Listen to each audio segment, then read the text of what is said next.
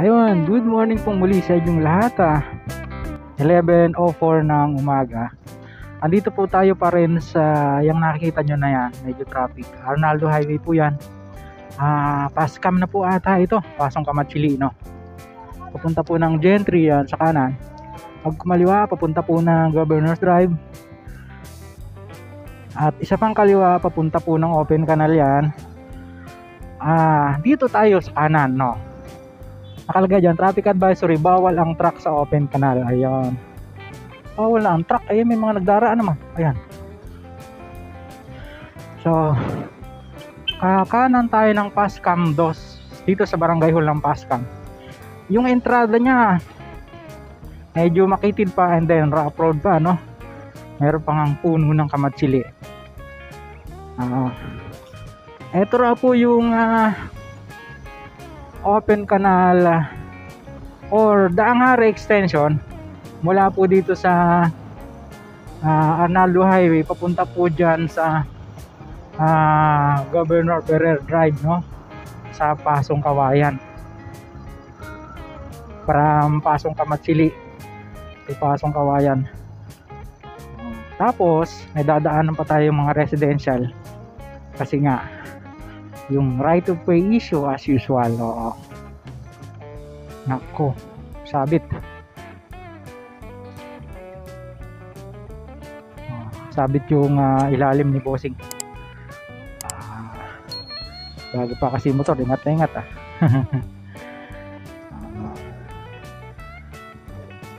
Shout out po kay Pops Progreso Pilipinas. Siya pa lang nakita kong nag-vlog dito eh. So, Pops, hindi na ulit ako nakapag-message, no? Kasi limited yung ating time. Siguro pag mahaba-haba po, naglaan tayo ng isang buong maghapon sa vlogging, no?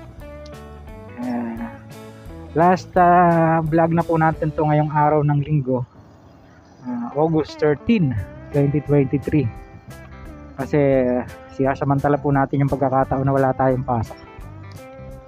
Kagaya nga po ng sabi ko sa inyo kanina, samahan nyo ako at ating i-explore itong lugar na ito. Dito wala pa siyang palatandaan na mayroon ng binabaklas na kalsada o inumpisahan. Kasi nga yung sa right of way issue malamang, no?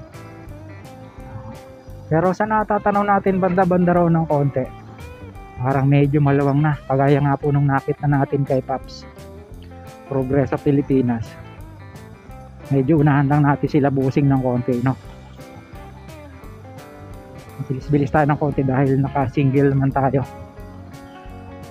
Dito pa rin tayo sa General Trias, Cavite, mga kabayan. At tatagusin natin from Pasong Kamatsili to Pasong Kawayan diyan sa Governor Ferrer Drive.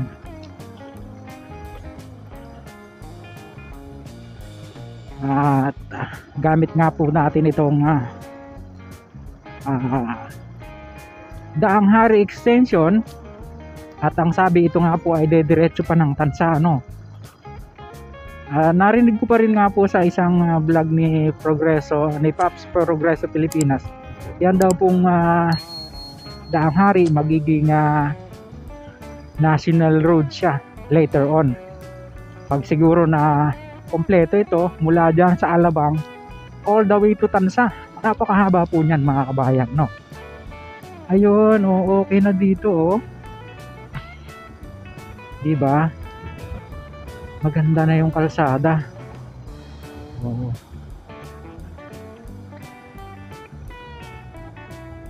Ang tanong, saan tayo? Dapat pakaliwa nga. Sorry. Malawak ng retarding basin. May kalsadang pababa, no?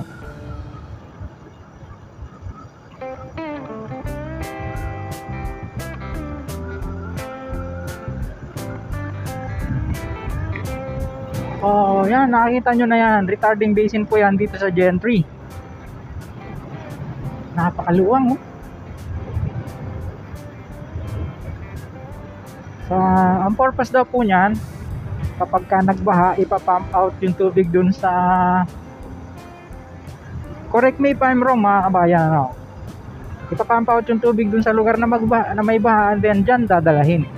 Kasi malalim siya eh, oh. Oo.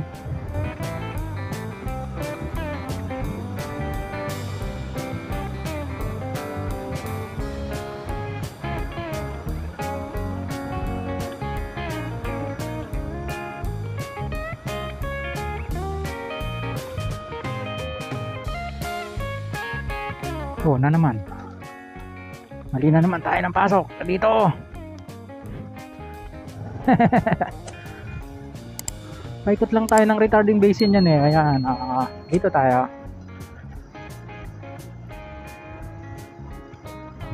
Dito sa bahaging ito, rough road pa mga boss.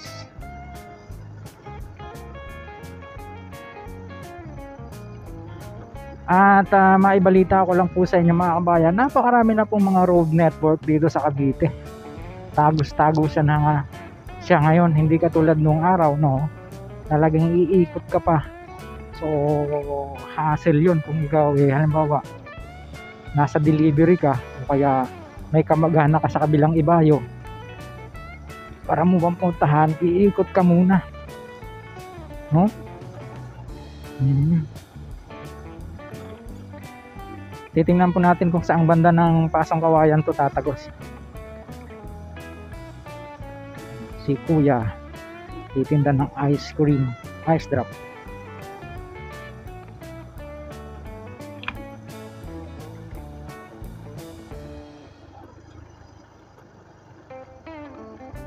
Uy, may dadaanan pa talagang ganon.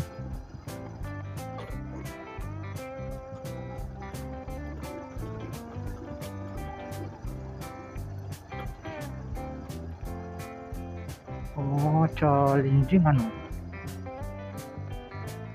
Naalala ko yung daan dati dyan sa Binyan nung araw eh. Gantong ganto, dadaan sa ilog.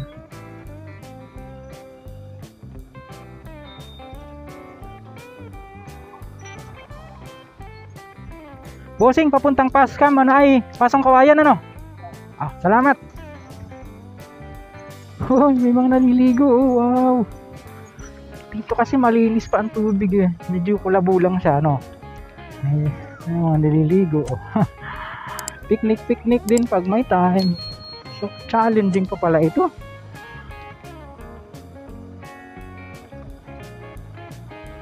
Tulay pa pula. Isang malaking tulay ang nakakaambang gawin dyan.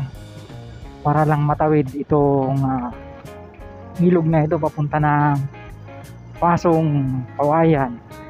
Gentry pa rin mga kabayan.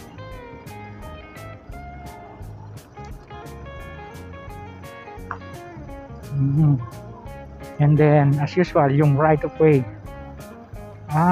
Ito na yun. Pasong Kawayan na ito. Pag kumaliwa papunta po ng Manggahan. Pag kumanan Governor's Drive, Manggahan Junction. Pag kumanan 13 doon sa dulo. Pero pag kumanan tayo dito, papunta po ito ng Gentry. Dito pala sa Alpha Mart sa labas. May Alpha Mart. So, alam na this. Balik na tayo, ha. At least na-guide natin yung ating pong mga kababayan na yung mga, lalo na yung mga riders, malaking tulong sa kanila yan.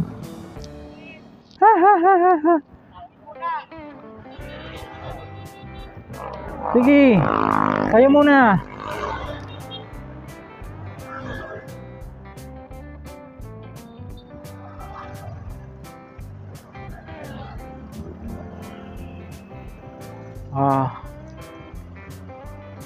Hanggang dito na lang po muna yung ating vlog na na-share sa inyo mga kabayan. At babalik tayo sa ating pinanggalingan para makapagpalipad ng ating maiksing maliit na drone. So yun, hanggang dito na lang muna. Maraming salamat sa inyo pong pagsubaybay. Kung muli si Kabayang Alex sa mga ngayon lang napagawi sa ating maliit na YouTube channel, huwag niyo pong kalimutang mag-like at mag-subscribe, pakipindot po ang notification bell para lagi po kayo updated anytime mag-upload po tayo ng video. See you po on my next vlog, God willing. Hasta la, bye bye.